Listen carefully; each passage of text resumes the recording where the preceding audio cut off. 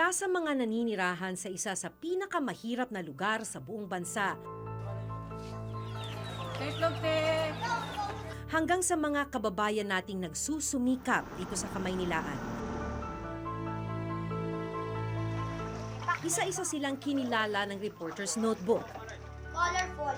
At ngayong gabi, balikan ang kwento ng kanilang kasipagan at katatagan.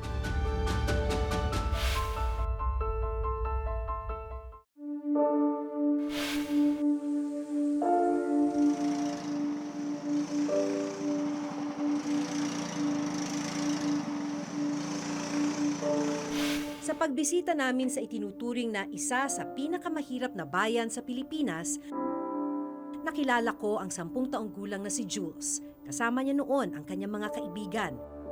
Nagbabaka sakali raw silang may darating para magpabuhat ng bagahe. Importante na may magpabuhat sa'yo. Bakit? Para saan yung pera? Minsan sa eskwelahan. Minsan pupunta ko sa sulok para makakita. Pag isang daan, pinupunta ko sa bahay pambili ng salinas. At bigas. Oh, Basta may makain lang. oh.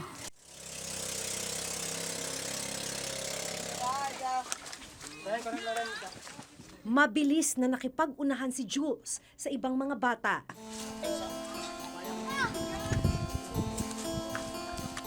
Matamlay. Masakit ang likod. Yung kamay. Yung kamay masakit. Oh. Yung dito sa liig. Tinitiis mo siya. Oo naman.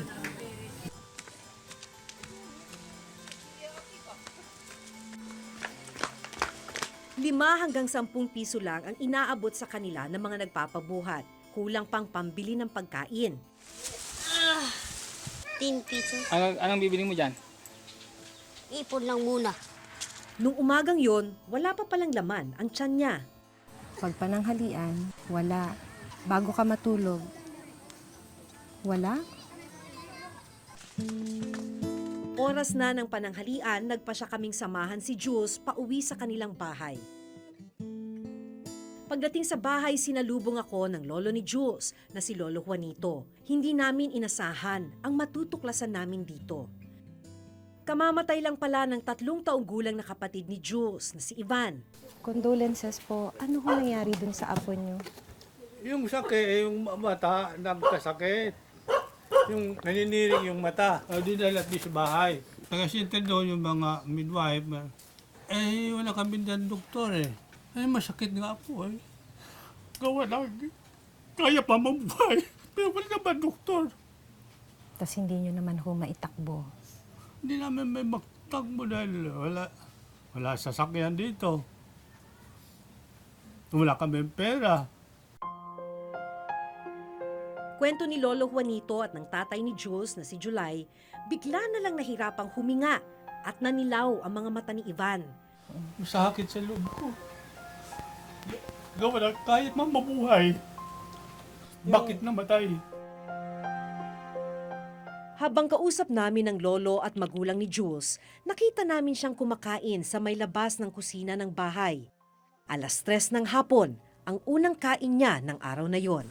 Hindi ba kayo laging kumakain? Hindi. Gaano kayo kadalas na hindi kumakain? Isang araw. Isang buong araw hindi kayo kumakain? Walang kain? Wala. O ka maluluuyo, ilog pa sa inyo. Kinahapunan, dumating ang kaibigan ni Lolo Juanito na gagawa ng ataol.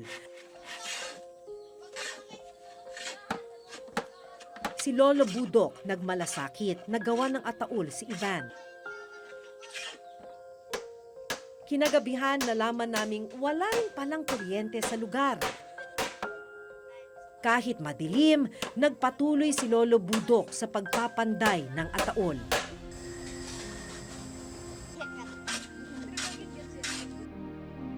Hanggang sa maayos nang nailipat sa ataol si Ivan.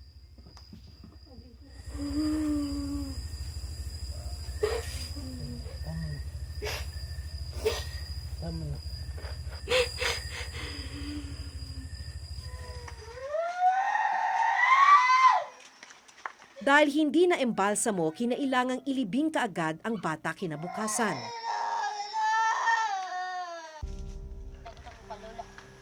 Nalaman namin na hindi lang pala si Ivan ang namatay na kapatid ni Jules. Noong 2003, namatay din ang nooy 3 buwang gulang niyang kapatid sa hindi na lamang dahilan. Nitong nakaraang taon, namatay din ang lola ni Jules. Huli na nang maisugod siya sa ospital na 2 oras ang layo mula sa kanilang lugar. Ang kanilang hirap tila isang siklo na. Kaya si Jules nagsisikap para sa pangarap na maiahon sa hirap ang pamilya. Bakit pumapasok ka pa rin?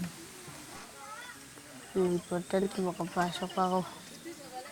Pinaghirapan ng pamilya ko yun.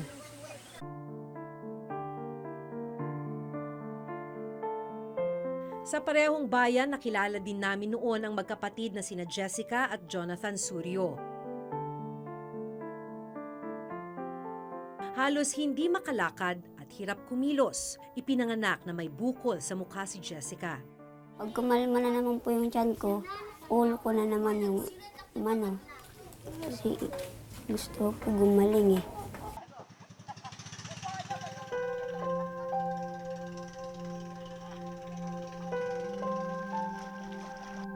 Sobra po yung awa namin kahit wala kaming anak buhay, walang makain, pero tinitiis lang namin dahil anak namin yun eh. Gagawin po lahat para mabuhay lang po siya.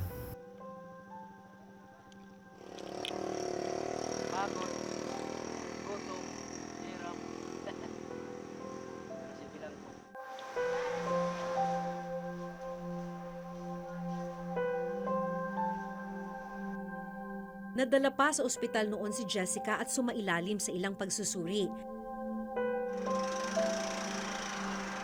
Gayunman dahil sa paglala ng kanyang sakit, binawian siya ng buhay nitong Setyembre.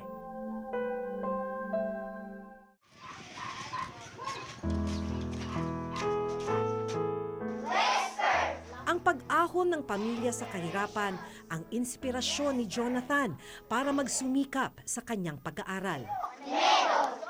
Bakit pumapasok ka pa rin kahit nagutom ka? Pangarap ko po kasi maging teacher. Kaya sabi ni Mama, mag-aral po ako ng mabuti para paglaki ko, yung mga anak ko po, mabigyan ko po ng magandang buhay. Nahihirapan ka na ba? Hindi pa po, Ma'am, kasi yung inspirasyon ko po yung pamilya ko. Pag nag-aaral po, iniisip ko po, Ma'am, para po doon sa pamilya ko. Kaya po, pinagbubutihan ko po yung pag-aaral ko. Sa pagbabalik ng Reporter's Notebook sa Silvino Lubos, hatid namin ang ilang regalo.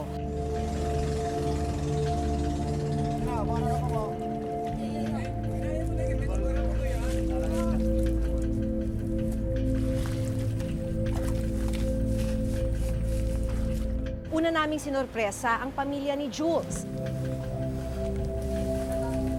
Malaking bagay po itong gawa ng magpapasko. Maraming salamat. Malaking bagay sa amin po. Nagbigay din kami ng regalo para kay Jonathan at sa kanyang pamilya. Maraming salamat po. Maayos na po ang aming Noche Buena sa Pasko. Maraming pong salamat. Merry Christmas dahil maaga kami ngayon nakatanggap ng Pasko. Marami pa silang kailangan para tuluyang makatapos sa pag-aaral. Wala man daw naging malaking pagbabago sa kanilang pamumuhay, patuloy pa rin silang umaasa na balang araw, guminhawa hindi lang ang kanilang pamilya, kundi ang kanilang bayan.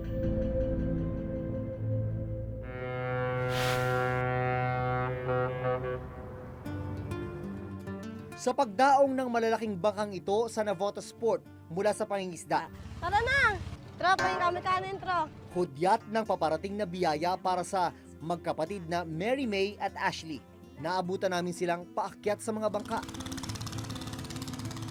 Pakay nila, makahingi ng bahaw o tirang kanin mula sa mga mangingisda. Yung binibigay po sa amin matigas, inaano po namin, sinasangag para po medyo lumambot siya. Tapos minsan tutong, yung ibabaw lang yung kinakain namin kasi sobrang pait po ng pagkatutong. Pangangalakal ang kabuhayan ng pamilya ni na Mary May.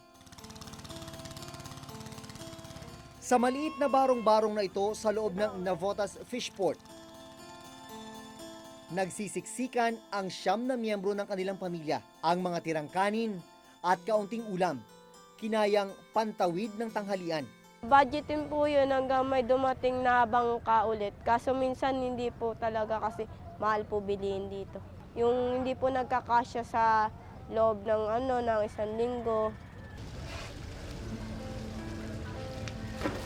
Matapos kumain, naghanda naman sila sa pangangalakal ng basura kasama ang kanilang inang si Nanay Natividad. Yung basura po ng bangka, kalakal po nun, tinatabi namin, iniipon namin sa 1 linggo. Tapos yun, magiging budget namin yung pagnabenta. Kasi pag hindi ka kumilos, wala mangyayari. Magugutom lang kayo.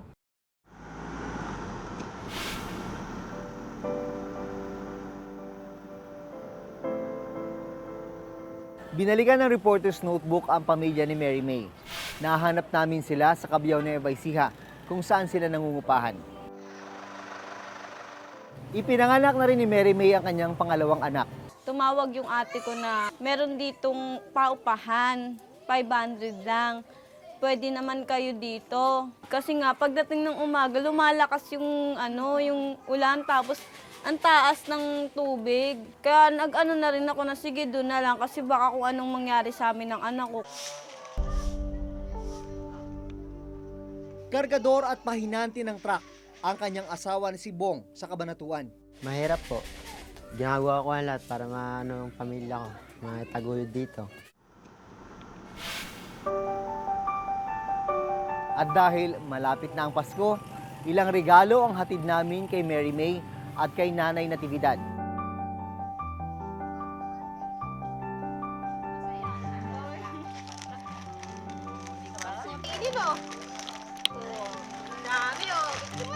Maraming salamat po and Merry Christmas! Yung akala po ng ibang tao na pag nasa Maynila ka, napakaganda ng buhay, maraming trabaho. Sa Maynila po, isang kahig, isang tuka. Mararanasan mong hindi kumain sa buong araw. Kailangan mangalakal ka or manghingi ng kanin. Dito po, naranasan ko po kasi ako po, may kapatid po ko, kahit papano may nalalapitan po kami. Ngayon, lahat mahirap na. Lahat ng bilihin, tumaas na lahat. Minsan na lang po kami kumain sa isang araw. Yung may pera po si Papa.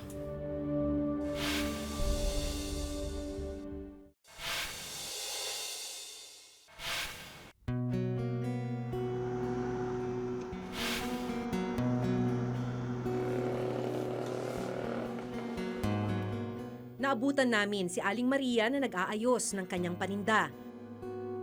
Tulak-tulak ang kariton na puno ng itlog. Nililibot ni Aling Maria ang buong dagat-dagatan sa Navotas. Kasama ang anak niyang si Onyok, sinusuyod ni na Maria ang bawat eskinita at bahay sa kanilang lugar.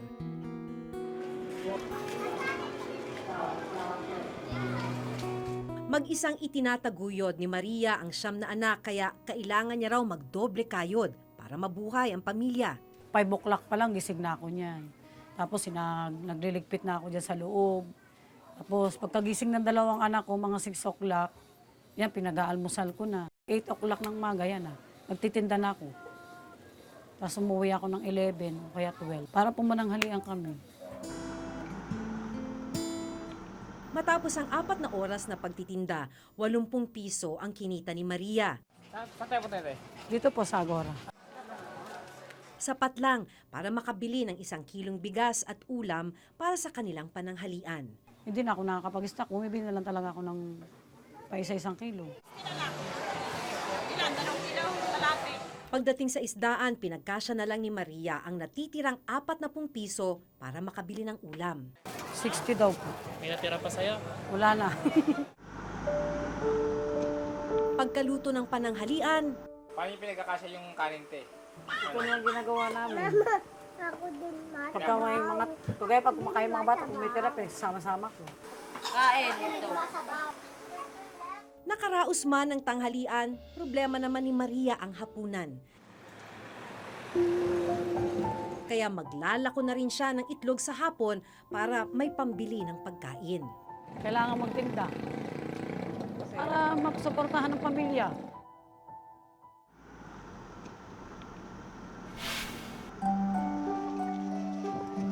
Ngayong Kapaskuhan, bitbit ng reporter's notebook ang simpleng regalo para kay Aling Maria at kanyang mga anak.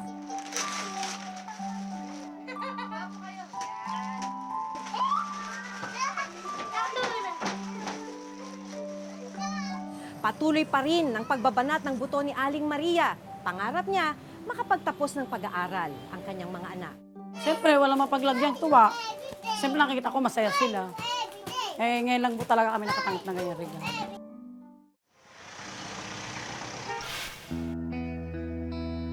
Naabutan naming abala noon sa pagbabasa ang anak ni Mang Juanito na si Annabel, 10 taong gulang. Nakatira sila sa isang barong-barong.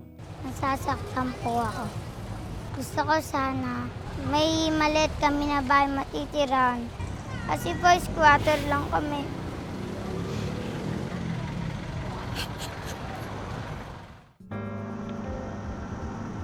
Pagmamaneho ng pedicab ang naging kabuhayan niya sa Tondo.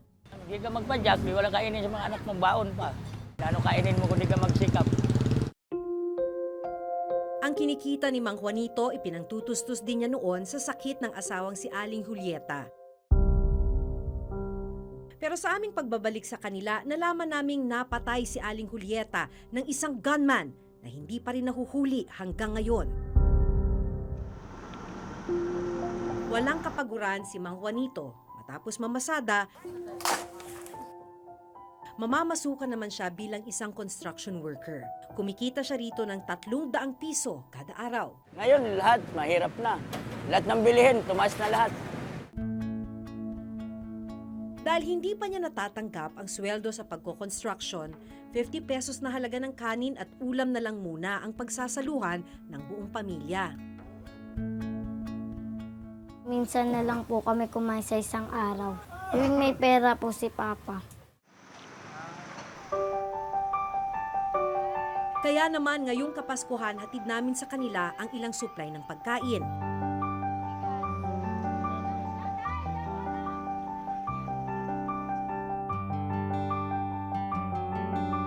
Pero nalaman namin na pansamantalang tumigil sa pag-aaral si Annabel. Kailangan daw kasi niyang sumama sa kanyang tiyahin sa Bulacan. Pero ipagpapatuloy naman daw ni Annabel ang kanyang pag-aaral sa susunod na pasukan.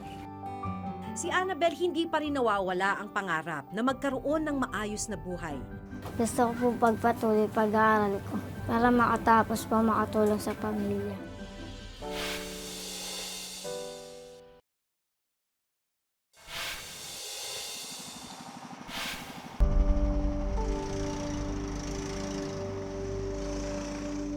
Ilan lang sina Jules, Jonathan, Mary May at Annabel sa mga mukha ng kahirapan. Mapaliblib man o sa lungsod, halos pare-pareho ang kanilang pinagdaraanan.